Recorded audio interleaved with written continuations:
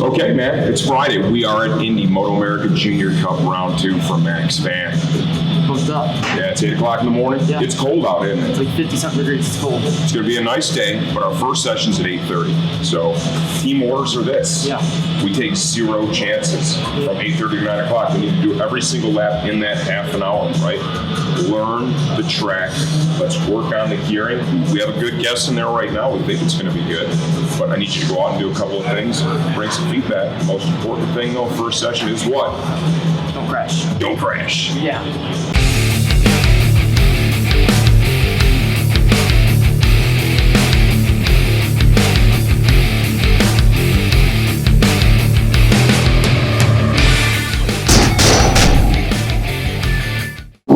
First session went out.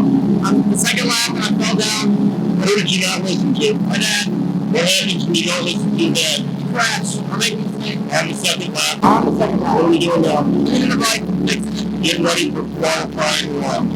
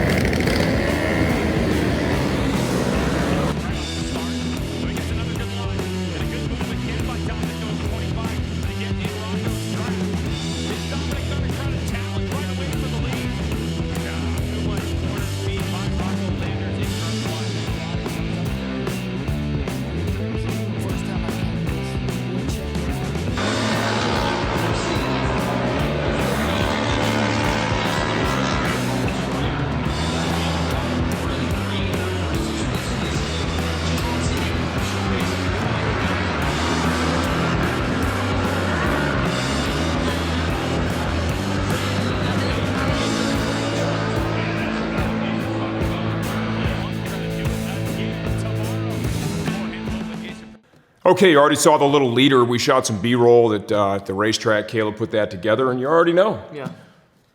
Max Van crashed on the first session Friday, 2 laps in, so we lost that whole half hour of track time. Lost the whole thing.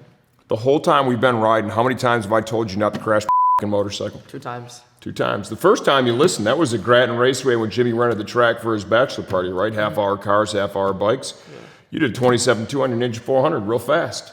Yeah. Right? Nobody's ridden a bike like that around there faster. That's great.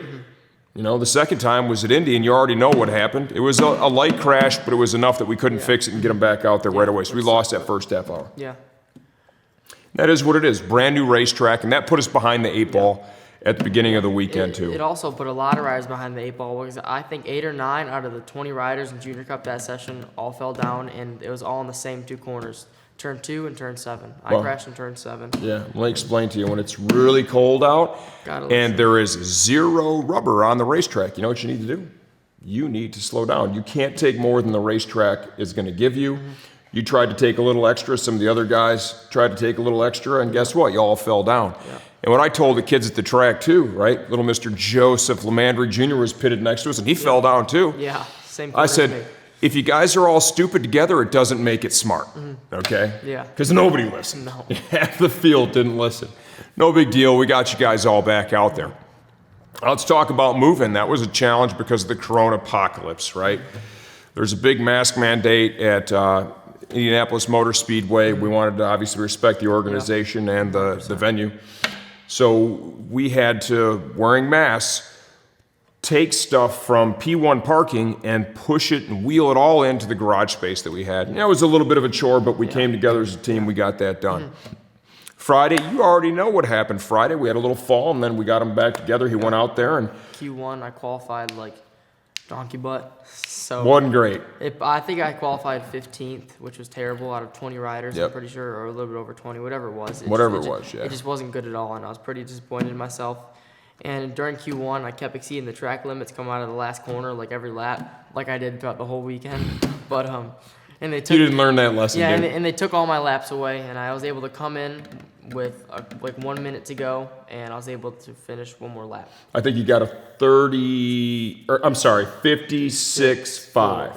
something, 56.4. Not amazing, but at least we got a lap in that Yeah. counted. Fast forward to Saturday morning. You know, he had a nice date with young Miss Abby Davis, Yeah, right? my girlfriend. Yeah, his girlfriend at the track, so that was great. We all had a nice evening. Wake up and go to the track Saturday morning. We have a totally different day. We have rubber on the racetrack. I think we were 10 or 12 degrees warmer. 10 degrees warmer in the morning, which is great. So what we did for you is we put 2 brand new Dunlop slicks on the bike for you, right? Lenny Albin from K-Tech helped us out. We got a little setup in there. We worked on gearing again. I think we made a sprocket change. We went from a 49 to a 48 tooth rear.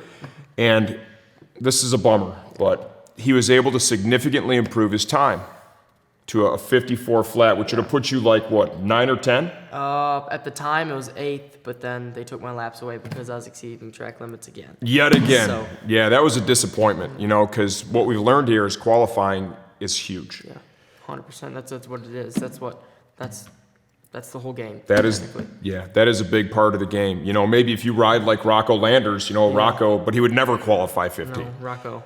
If he was doing wheelies the whole time, maybe. But Yeah, maybe. You know, he's also probably got 500 races under his belt, too. Heck of a motorcycle racer. So we ended up in 15th place yeah, again, for the race. which sucked. It is what it is. This is really tough. We knew that going into it. You just got to keep your chin up and keep punching, right? So let's talk about race 1. So race 1, I got off the launch, and with MotoAmerica, everybody gets off the launch kind of most likely evenly. Some are better than others. Some are just right in the middle. They all get off right at the same spot most of the time, at least towards what pack I was in. And so I got off the launch, and I was more on the left side of the track when everybody was on the right. Wait. You were on the left side of the track by yourself. Yeah, I know, by myself. That should have been a warning flag, like, what am I doing over here? Yeah. Yeah. Like Yeah. 20 feet away from anybody. Yeah. Well, I was gonna pass a few people, but then I passed like a little girl, and I get scared all the time. Well, if you're going to pass people, it's got to be like that. Yeah. Okay, I feel like you were more like that. Yeah, that's for sure. Did you just say pass like a little girl? Pass like a little girl. I got to tell you, that's really sexist, and there's some people that would be offended by that, and I'm on that list because I've seen you pass by Kayla Yakov before. Shut Okay, up. so that's a little girl. Fair to call her a little girl because she is. She's smaller than you and younger than you, and she's Yep. passed you plenty of times. Yep. Okay, so next time choose some better words. So in turn 2, what happened, man? Somebody from behind me accidentally, I think they made a mistake and they crashed and they actually hit the rear end of my motorcycle. And I don't know if you can see, but they broke my taillight right at Yeah, the just a very little end. rain light. Just a little rain light broke, cover. broke the rain light, yeah. And I thought, so my rear end, you saw it in the beginning of the video, it got bucked off probably 1.5 feet off That's the ground. pretty good, dude. It was a good one. I thought I drug my rear set or something. Because I went in the next corner and I And stopped. shot yourself up in the air 2 feet? Yeah. Okay. I didn't know what it was. I just saved it. And then I went to the next corner. I stomped on the rear brake to see if it was still there. And it was. So apparently I just didn't drag the rear set. And then I came around the next lap and I saw somebody laying in that corner, like face down, passed out. Sorry, Brady. I hope you're okay and doing well and all. But yeah, I saw him laying there and I immediately freaked out and I knew what happened right away. Yeah, we got a red flag after that, so we got to restart the race. You know, and still even on the restart, and you might have been a little spooked too after just getting 100%. clobbered. I mean, that was a pretty hard hit. I think and a lot of you were people fortunate. got a lot of people got around me right there. I think it was like 3 riders that ended up getting past me right after that. So Saturday was what it was. What was your best time on Saturday? Was a 54.0 or 54.1, I think was my best time. not bad. So we were pretty close to his fastest time in qualifying. You know, and realistically, none of us were feeling great about it. You know, it's just one of those days where, you go into it with the best of intentions. You all work hard. We worked hard as a team. There's things we could have done better, and there's things you could have done better as a rider. 100%. And the result just wasn't great. And we knew this was going to be tough, and that was what it was. And I'm a big fan of once again, you keep your chin up and you just keep punching. That's all you can do. Yeah. So we had a nice night on Saturday. That was no date night with Abby. No day night, but it was great. Because you didn't go fast enough. Whatever. And that's okay. You have another opportunity at that. Yeah. But we all went out and had a nice dinner together. That was great, including young Miss Abby Davis. And, we talked about our strategy for Sunday. Sunday, we made one more change to the motorcycle, Yeah. right? And we went with a 47 tooth rear sprocket. Thank you, Mike Davis, for helping thank me you. out because I didn't Appreciate have a 47. We got that on there. And we told Max the only thing we wanted to see from you on Sunday was to do what? Pass and not be a little girl. Quit using those words. Use better words. Wimp. Yes, I like that. That's a good descriptive word for what you were doing. Yeah. And he did that. It was Aiden and Blake and Max. They were kind of together in this group, and they were all riding.